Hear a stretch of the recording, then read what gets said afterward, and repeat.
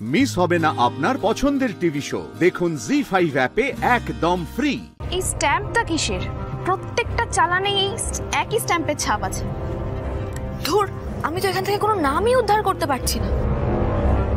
Bilayet Singh and company, হ্যাঁ এটাই তো লেখা আছে।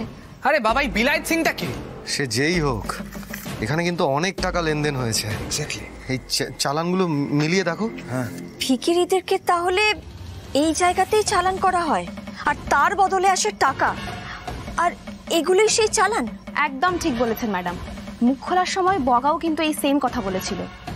ভিখিরিদের বিহারের কাছে মুলুকগড় নামে কোনো এক জায়গায় পাঠানো হয়, কোনো এক ওস্তাদজির কাছে। তার মানে কি এই উস্তাদজি মুলুকগড়ের কুখ্যাত মাফিয়া বিলায়েত সিং? হিসেবটা এখানে বসে মেলানো খুব কঠিন।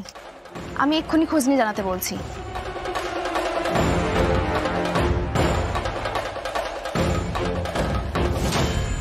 দাদারা যেখানেই থাকুক না কেন, মানে বেনারসে থাকুক বা বিহারে থাকুক, আমি সেখান থেকে ওদের ঠিক উদ্ধার করে নিয়ে আসবো। খালি হাতে আমি কিছুতেই ফিরবো না।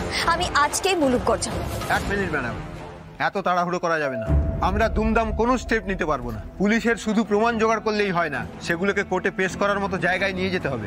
হ্যাঁ ম্যাডাম, স্যার কিন্তু ঠিকই বলছেন। কোর্টে যদি কেস না দাঁড়ায় তাহলে কিন্তু এরা সবাই ছাড়া পেয়ে যাবে, আর আমরাও যাদের খুঁজছি তারাও কিন্তু হাতছাড়া হয়ে যাবে। এমনিতেই কতটা সময় চলে গেছে আপনারা বুঝতে পারছেন, তার উপরে যদি এখন। হ্যাঁ বলুন। হ্যাঁ, ওকে ওকে।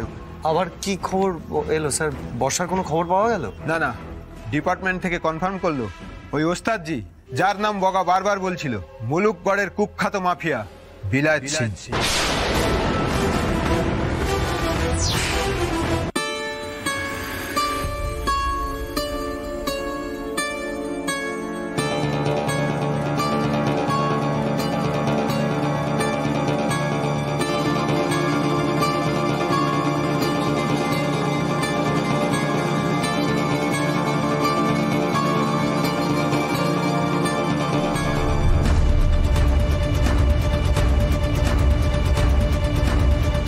হ্যালো মৃন্ময়, বলছি তুমি একবার ওই বিলায়েত সিংকে নিয়ে কিছু ইনফরমেশন গ্যাদার করেছিলে না? হ্যাঁ হ্যাঁ, ওইটা ওই ডকুমেন্টসটা আমাকে একটু মেল করবে এক্ষুনি। লোকটা একটা পিশাচ, সাংঘাতিকভাবে মানুষ খুন করে, আর পুলিশের কোনো ইনফর্মারকে ধরতে পারলে বিভৎসভাবে খুন করে, যাতে পুলিশও ভয় পেয়ে যায়। এরকম একজনকে ধরা তো মুখের কথা না, তাও আবার অন্য স্টেটের। একদমই তাই, আমাদের অনেক আট ঘাট বেঁধে নামতে হবে। আসলে হাতে কোনো রক সলিড প্রুফও নেই, তারপর স্টেটটাও অন্য। আমার হিসেব বলছে ওপর মহলদের রাজি করিয়ে আমাদের ওখানে যেতে যেতে প্রায় 3-10 সময় তো লাগবেই। দিন 10? এ তো প্রচুর সময়। ততদিনে বর্ষাটা ঠিক থাকবে তো?